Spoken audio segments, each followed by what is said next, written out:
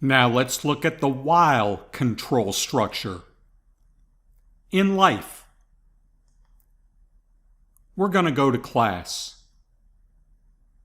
Now suppose that class is on Tuesdays and Thursdays. I'm going to attend EDRM 718 every Tuesday and Thursday. At least while the semester's in session, I'll do that. When the semester's done, I'll quit. In R, I want to count by threes. I'm going to go ahead and count by 3 while my number is 3 digits or less. Once it gets to more than 3 digits, I don't want to do it anymore. I'm tired of counting. I'm done. Note the main idea here is that we do something while a certain condition is met. Once that condition's no longer met, we stop doing it. Let's take a look. So here's a number, 3. Let's go ahead and set that. And now I want to do this loop. Everything within the curly brackets, as long as my number is less than 1,000. If my number gets to be 1,000 or more, I'm going to quit. So let's see what we're doing.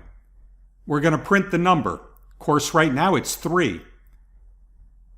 We're going to go to the print my number because since my number 3 is less than 1,000, we should go here and print it. Then we're going to add 3 to my number, so now it's 6. Here we are at the end of the curly brackets at 161. So we go back to 158. My number 6, is that less than 1,000? Yes, it is. So I'm going to go back and print that one. And now I'm going to go down here and add 3 more. Now it's 9. I'm at the end of the curly brackets. Go back up here. Is 9 less than 1,000? Yes. And this could get repetitive, so let's let R do it.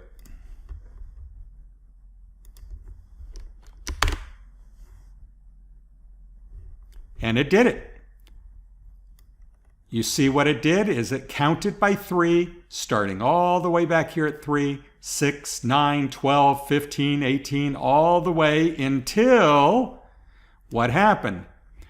Well, the last time it counted was 999, and then it added 3, and that made it 1,002. And when it came back up here, and it said, while my number is less than 1,000, 1,002's not less than 1,000. So it said, I'm done. Now you need to be careful with while loops. Think about what's going to happen here in this next one, and then we'll try it.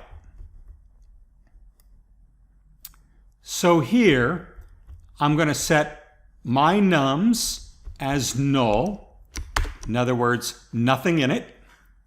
And now I'm going to set x to 0. And let's see what I'm going to do with all that. While x is less than 92, well, it's 0. That's less than 92. So let's go do what's in the brackets. All right. X is going to take a random normal number. It's going to take a sample of size 1. That's what that first 1 means. Take one normal number, normally distribute it with a mean of 50 and a standard deviation of 10. And so we'll get that random normal number. And then what are we doing next? We're going to store it. Remember, my nums was null. I'm going to concatenate together nothing with something. That is the normal number. And so what will I end up with when I assign it to my nums? I'll end up with that normal number. All right. Now let's come back around here to the loop. Is x less than 92? Well, we'll talk about that in a moment, but let's suppose it is. If x is less than 92, what will happen? We'll come down here. We'll take another normal number, again from a mean of 50, standard deviation of 10, a normal distribution with a mean of 50, standard deviation of 10. We'll assign it to x. Now we'll come here and we're going to take my nums, which now remember has the previous x in it. We're going to concatenate that with the new x and assign it to my nums. You see what we're doing here? We're building a vector of normally distributed numbers. That's cool. All right, so I'm building this vector of normally distributed numbers. I come back up here as x less than 92. This will keep going until x is 92 or greater. Now, let's think about that 92. We have a normal distribution with a mean of 50 and a standard deviation of 10. What do you know about the normal distribution? If you go 3 standard deviations in either direction, you are encompassing 99.7% of the distribution. Well, 3 standard deviations above 50 would be 80. 3 standard deviations below 50 would be 20. So between 20 and 80 is 99.7%.